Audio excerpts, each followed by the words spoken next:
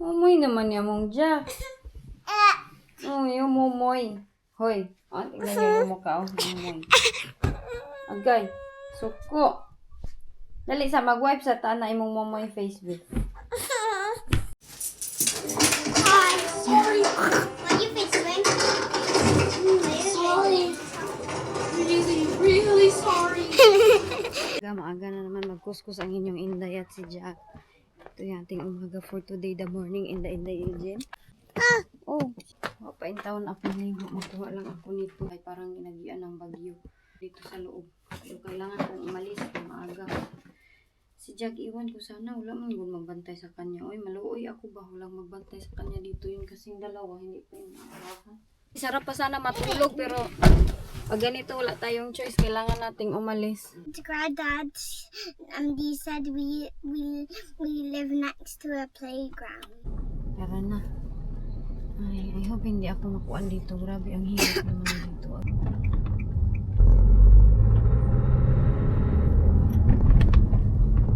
Sobrang aga pa dito. Kailangan ko nang lumabas talaga kay you have to wait. Grabe talaga tong ibang sasakyan. Walang pakialam. Amin, si Jack. Ato! Anak, can you bring that bag? Give me my jacket please, anak be. Suotin ko lang tong jacket natin kaya medyo malamig. Nakapamili na kami ito. O, ipapasok ko lang ito sa loob. Itong bata na to. Gusto niya maglakad-lakad dyan. Kaya lang ipasok ko lang itong aking mga napambili. Ay. Hali, kay mami. Na ano pagid kami, na-stuck kay ko. Ang battery ata nitong aming susi, hindi na siya gumagana. Saan ka? Diri ra kay na car. Sige. Ayaw niyang mag-upo sa kanyang upuan.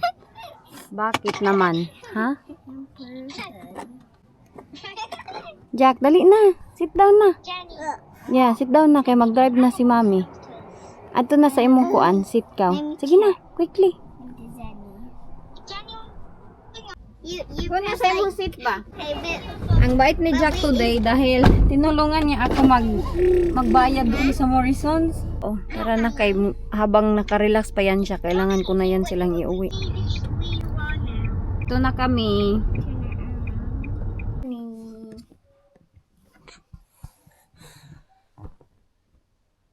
Alam nyo, pag nasa problema tayo, this is the state of the looks. Oh, wala tayong gana mayroong bata na dumating dito.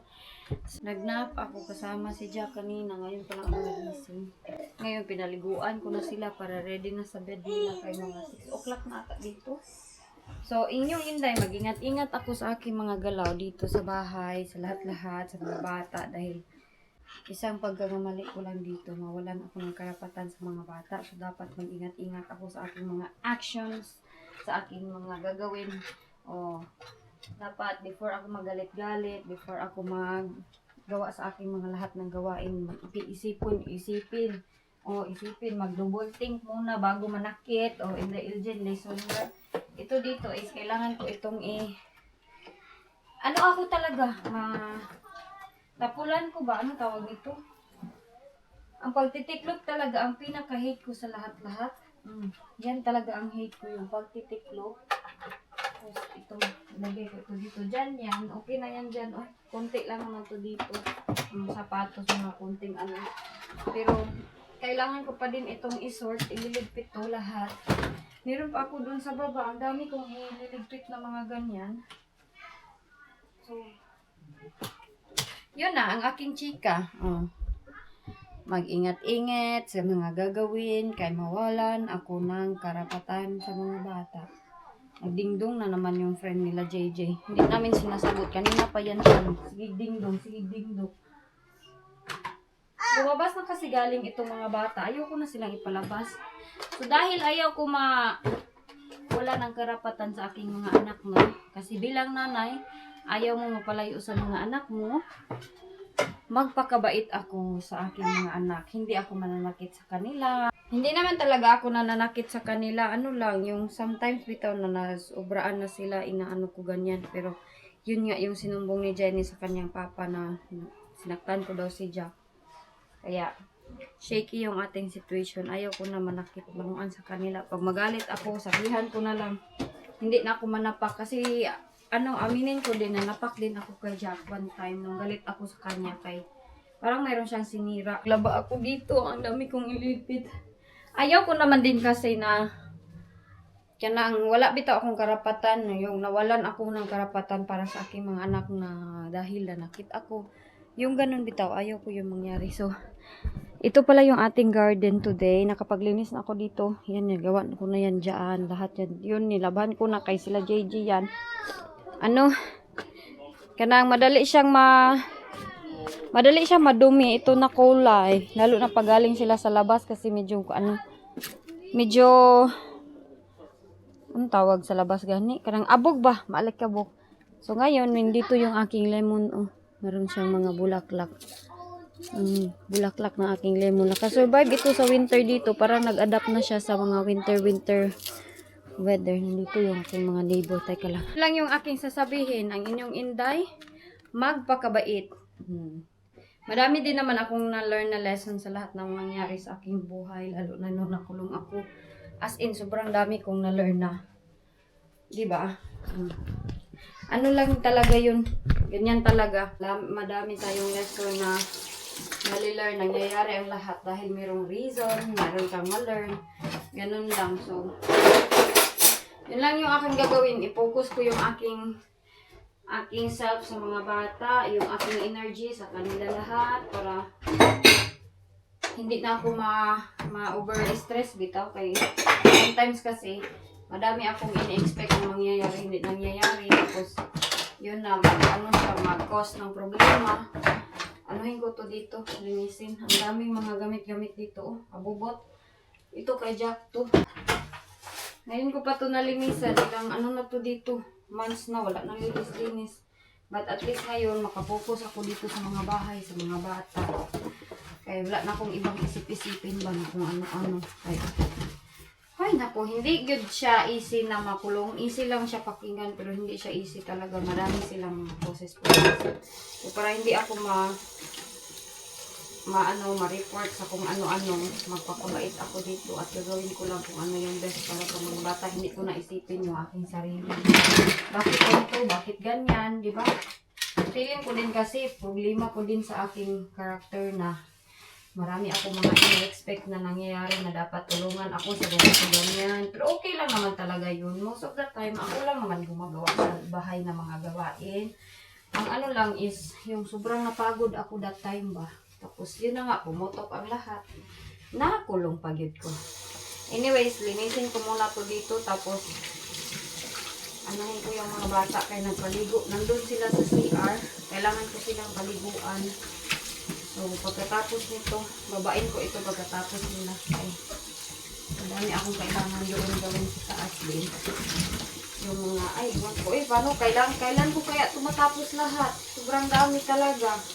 Nag-ipon-ipon yung aking gagawin.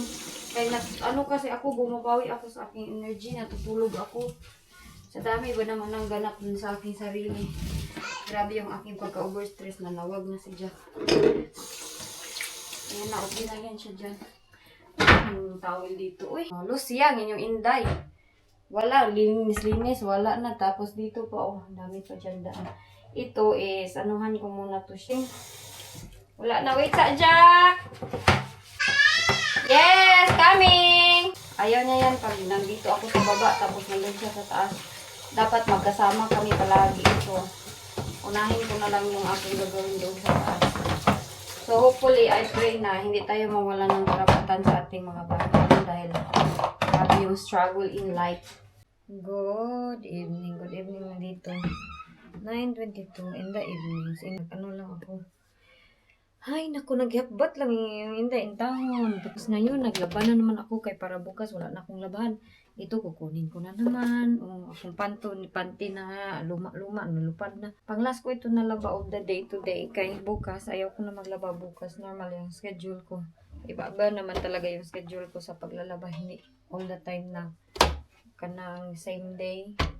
Ayaw ko lang na madamihan bukas kay kanina nagtiklop na ako lahat. Meron pa ako maraming tiklopin talaga as in hindi pa natapos kay si Jack. Grabe makademand yan si Jack ng oras sa akin. Hindi basta-basta na. Sa akin lang, bitaw na time. Ano, so, yan ang nangyayari sa akin sa really of the day. So, ngayon, is tatapusin ko to dito. Tapos, kuan rin ko mag-edit dayon ako. Ito na yung ating araw ko. Medyo okay naman ito dito. Wala na masyadong mga kalat-kalat. Ito lang ang kailangan kong tapusin. So, halay ko ito. Grabe bitaw nangyayari sa mga buhay natin. No? Pero, of all the time na mayroon tayong mga pagsubok, be thankful na lang tayo sa lahat. Kasi may iba na mas more pa ang problema nila sa atin. Oh, pero ganda-ganda pa yan sulat ng aking dress. Oh, I love my hot daw. Hot yun talaga na inaway ako. Grabe ka hot. Hot magsalita. Sobrang sakit magsalita pag nagalit. Naku.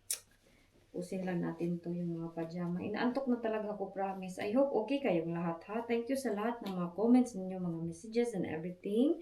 Always ko kayong na-appreciate. And sa mga nag-message sa akin, sa kung saan-saan, sa mga messenger at wala ako messenger. Hindi na ako makareply. Yan yung aming sofa. Oh, yan yung aming day of the day today.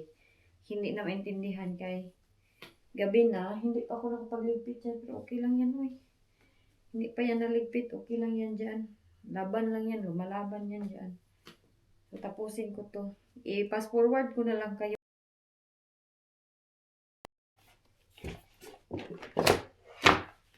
Ingay na yung maglapa. Ano everything siya balo. Ay, makatulog na yun ako nito.